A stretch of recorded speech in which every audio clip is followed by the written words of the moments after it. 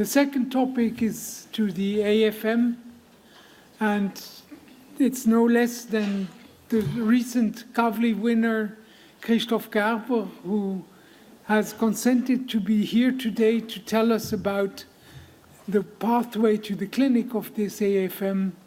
And I would like to ask you to come and to tell us about it. Thank you, Bea.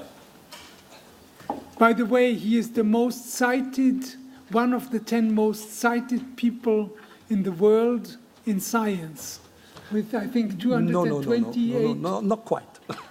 Well, wishful thinking. Well. Okay.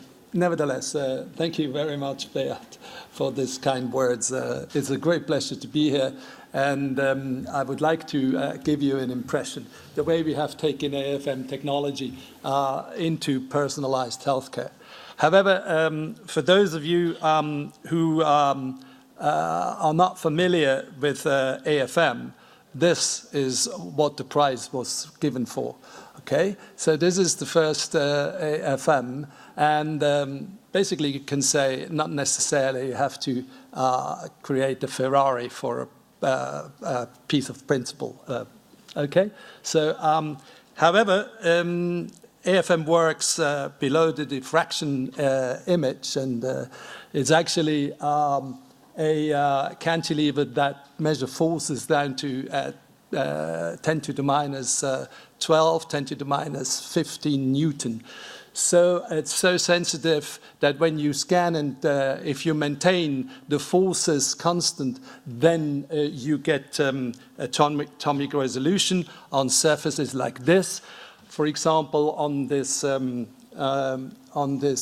copper surface, what you see here, or this sodium chloride, which is on top, manipulated and sculpting. And then you see basically that is consisting of 116 atoms, and it follows the contour of Switzerland. And if you are so clever like Shigeki Kawai, then you can even sort of manipulate it in a sense and do this, arrange this bromine ions on top of it.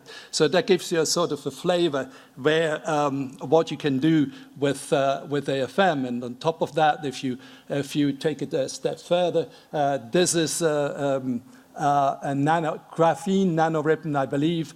We will hear more about it, the application of graphene tomorrow in some talks. And it is this graphene nanoribbon that is being dragged along this gold surface. And what happens is that friction is completely vanishing.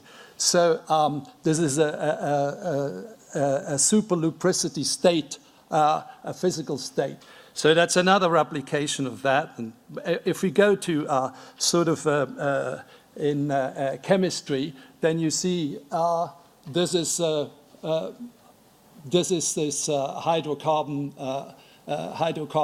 molecule that is composed of 13 fused benzene rings, and you basically can discriminate between the chemical bonds, the correlation of it, and the length difference is 0.003 nanometers. So this is an unprecedented sort of resolution in viewing of molecules. So within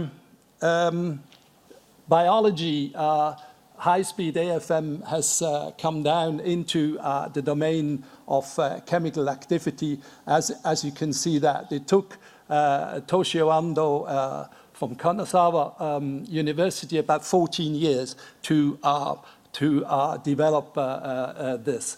And this opened up, obviously, a new avenue in imaging biology, because basically you get the third dimension in it. This is the power of high-speed AFM monitoring the cellular machinery at the nanoscale and millisecond resolution. And that is shown very nicely in a very new work of in the LIMB group in Yusuke Sakiyama, that actually shows you the nuclear pore complex in action.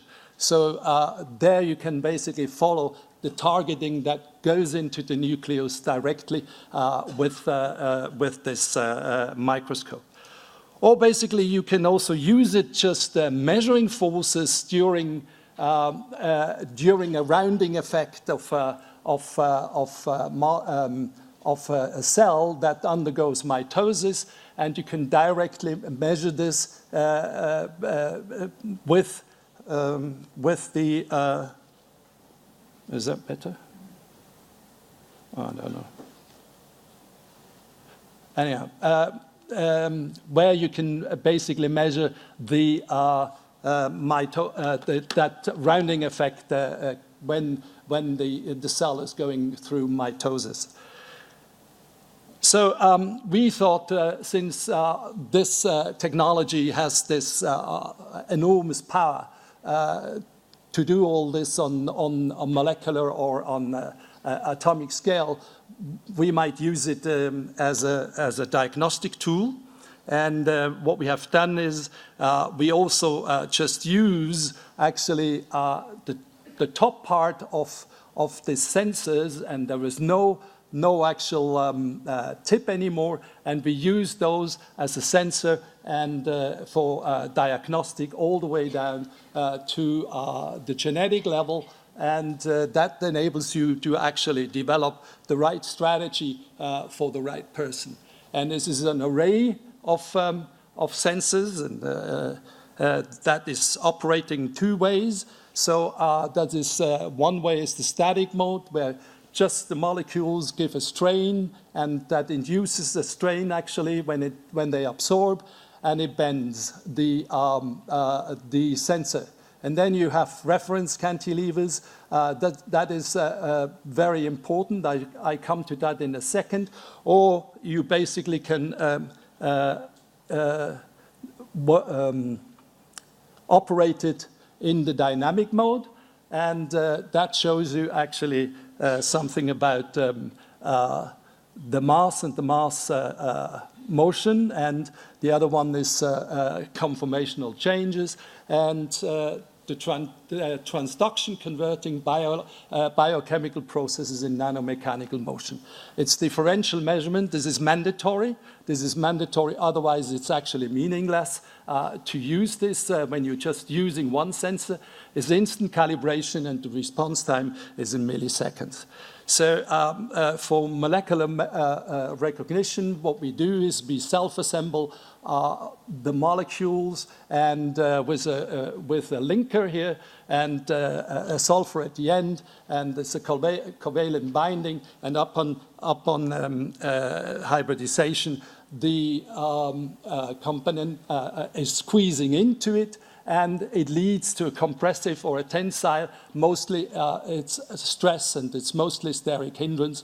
So we can actually operate oligos between 12 and 600 base pairs. And we sort of verified this hybridization efficiency using radioactive labeling. So we absolutely know how many molecules they are involved, and you could see that the functionalization is done with inkjet technology.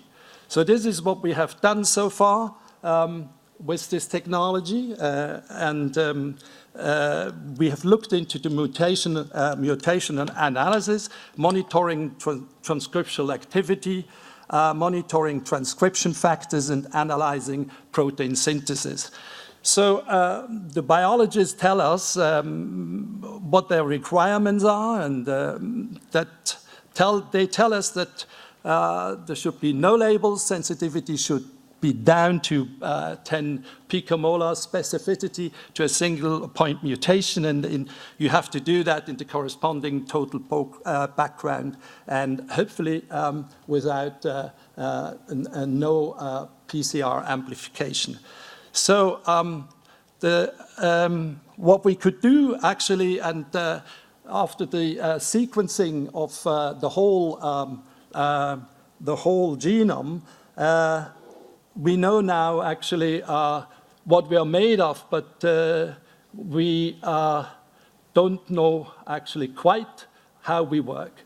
And there was enormous progress being done in the last 10 years in that field, including epigenetic. And we could show actually in the first sort of attempt that we are able to differentiate between the malfunctioning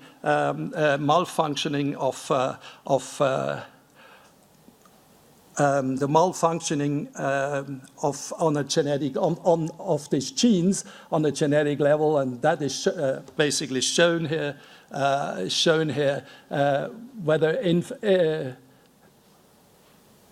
this is present or whether it's interferon alpha is present or interferon alpha is absent. So that was extremely encouraging for us at that time, and that basically led to the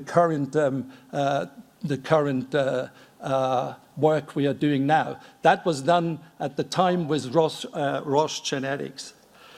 So we looked then into human melanoma, the deadliest one of the skin cancer, and the skin cancer is actually on the rise according to the American Cancer Foundation.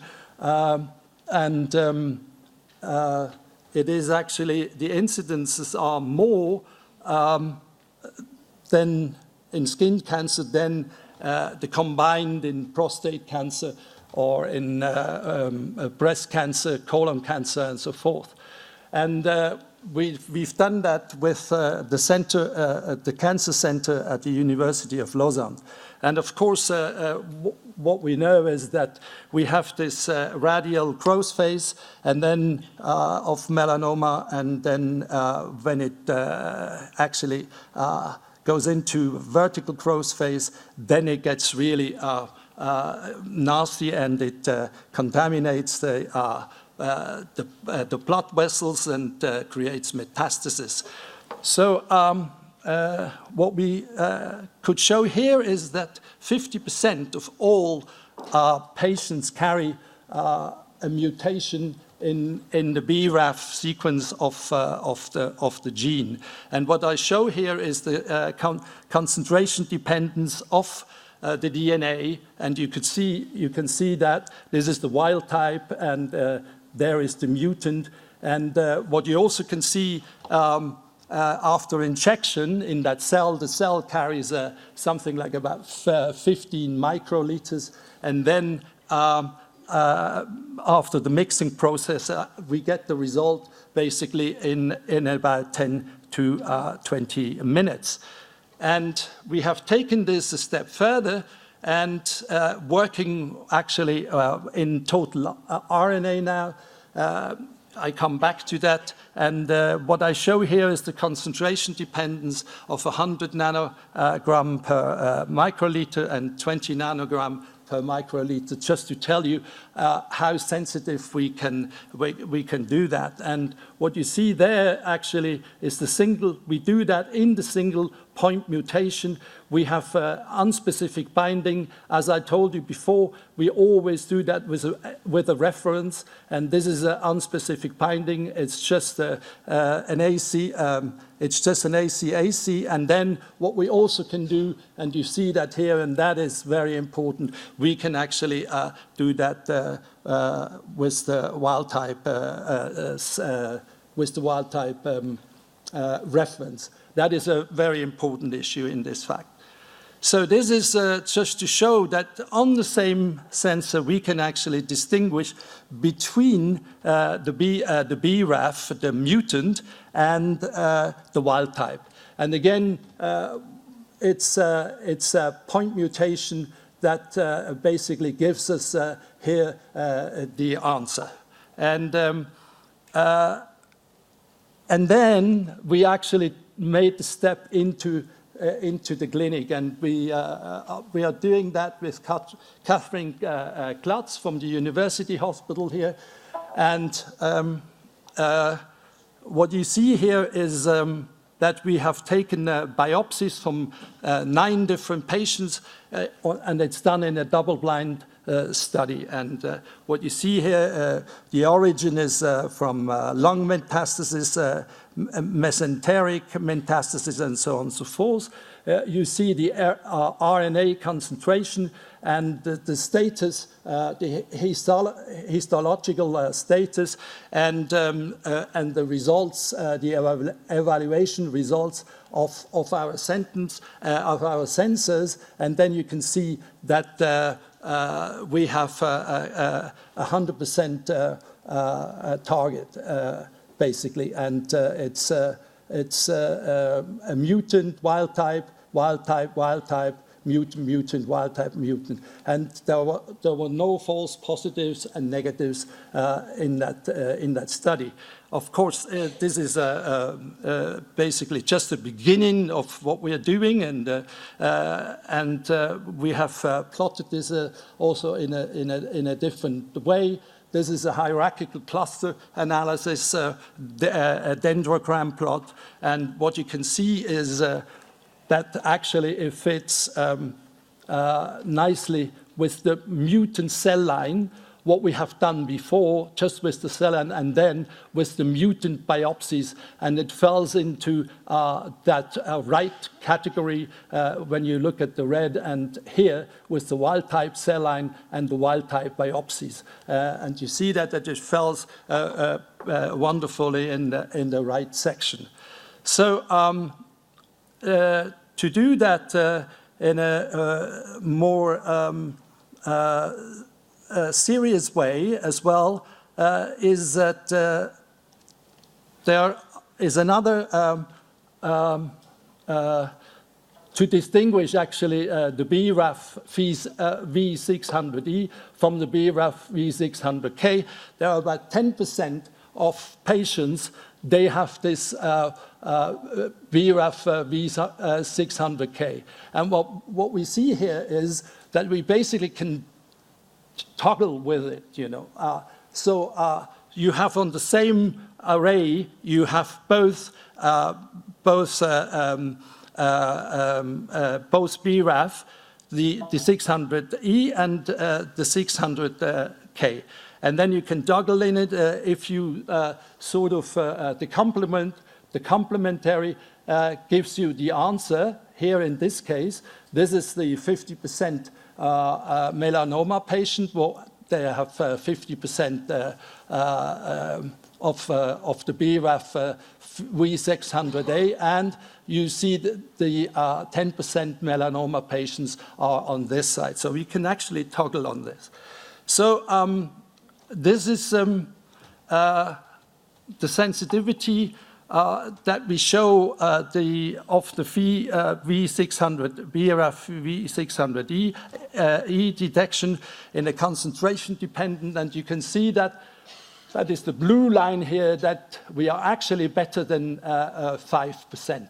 And that is in corresponding with what Roche is showing in their COBAS system, which is PCR-based. And when you look at that 5%, that you get 100% detection, it's comparable with our results.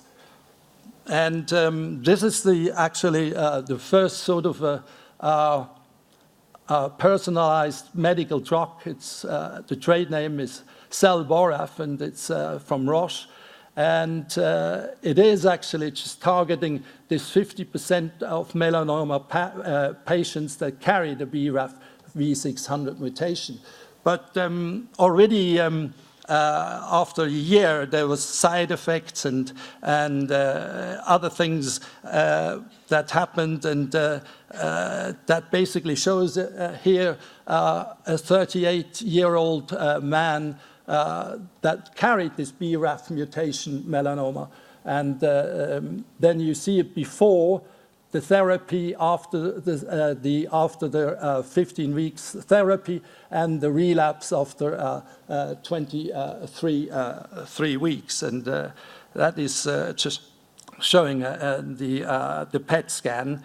But a new inhibitor, basically 2 new inhibitors, it was approved in the Swiss Medic last year, and also FDA approved in 2016, and a combination with cell-BRAF, it leads to a significantly extended life expectancy of patient for about 1.5 years. So what I have shown you so far is that our method is faster than the standard Sanger pyrosequencing or pyrosequencing method, and comparably sensitive as next generation sequencing. So a processing time with our method from biopsy to diagnosis is below 1 day. So we know we are not using any labeling, no PCR amplification, and no sequences. And that is because we actually are working with it in total RNA. So do I have time for that, maybe? So we obviously can take it a step further and apply that in other cancers. For example, in looking in for the HER2 patients who 20% of the patients carry this mutation, and the overexpression of it. And obviously what we're doing here, the experimental procedure is shown here, the collecting of the biopsy. Then you can actually look into in the histological way, and then fluorescent in situ hybridization is done, or you can do that now with the way we are that I just showed, and extracted the RNA. And then we could show for the first time that we can do that with this invasive ductal carcinoma, which is the most common form of breast cancer, and just from a benign tumor. And the step further was is showing here in this electrophoresis plot for sample quality assessment. It's very important that these 2 bands of the 18 RNA and the 28 are present in order to get a result. And this is shown here, the comparison of measurement with total RNA in different qualities. And you can see here, when the bands are there, then we get the right results. And if they are degraded, we have kind of difficulty to show the results. However, it led again to these results, and we've done that so far with 6 patients, and this is work from François Huber and Maria Blodinek from the pathology department, and it actually shows that 2 are false positives due to degraded biopsies. So this is ongoing work, and again, it doesn't require any amplification or labeling and so on. And we also believe that that this analytical sort of method could be applied in the CRISPR in the CRISPR work. So this is just a sort of an outlook of where it could go. So I said at the beginning, I was addressing the circulating tumor cells. So melanoma cells express cells expressing high molecular weight melanoma-associated antigen, and the corresponding antibodies are functionalized on the sensors, and then we are looking for these tumor cells in the blood. So the number of CTCs is very low. It's about 1 to 10 in a billion cell per milliliter blood. And so they are very scarce. However, we gave it a try, and what you can see here, since of course this is a cell, our signals are much, much higher, rather than just in the nanometer, what I showed you before, where with the genes, it is now actually bending micrometers. And again, you see here the lower one are the reference cantilevers. And when you sort of inject the cells, you can see that here, and only 4 of them are actually functionalized. And the cells are a mixture of melanoma cells and lymphoblast cells, and only where the antibody-anti-gene interaction is, the cells are still sticking to the surface. So we are down to about 10 melanoma cells. So this is ongoing work. We just sort of started this and looked in, and we believe that we presumably can carry on, get down to 1 cell. So what I have shown you is that AFM has created an enormous attraction and a world of opportunities, and it's presumably the most versatile nano toolkit that we have today. And they asked me quite a time ago in the Science Museum in London, and that's where the original AFM is living at the moment in an exhibition called The Making of the Modern World. And the Apollo capsule in the background, actually, I always say, is there behind it, and it's in a way because the AFM has been actually on Mars, and it also is on the current European mission on that Chury comet. And for that reason, I always say, I mean, not even the sky maybe is the limit. And I think AFM has not reached actually the height of its potential. And these are all the people that work on the project, and there's just a small group, and we have quite a lot of interaction, collaborators, and people who actually are producing those sensors. And I also have to say that Hans Günther, the former director of the SNI, the late Hans Günther, always supported this work. Thank you.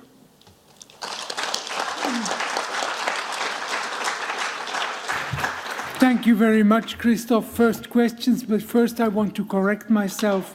It's true, you belong to the 100 most cited people in physics. Yeah, exactly. So I wanted just to correct that. Anyhow, doesn't matter. So questions? Yes, please. Out of all these new technologies that you're developing, do you foresee intracellular AFM measurements? Intracellular? Well, at the moment, you mean intracellular externally, or make it that small? Trying to find a way to internalize the tip while the cell sits around it. Well, there were some stages people who already done that, but they were not really successful, I believe, so far. That's why I'm asking you. It's difficult, actually. That is difficult. But we're working on it.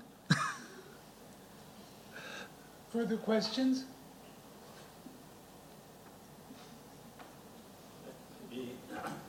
Alberto. A medical question.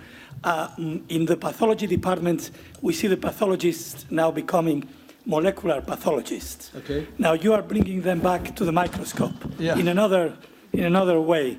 Do you see them adopting this new technology?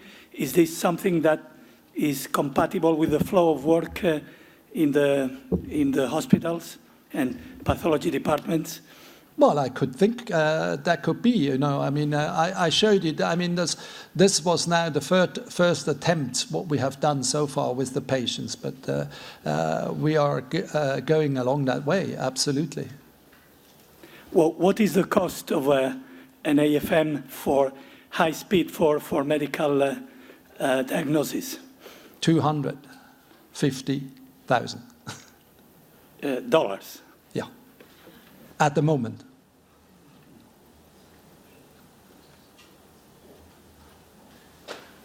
Well, we are going to the next talk before you buy one here. Thank you so much, Christoph. We will afterwards have the discussion.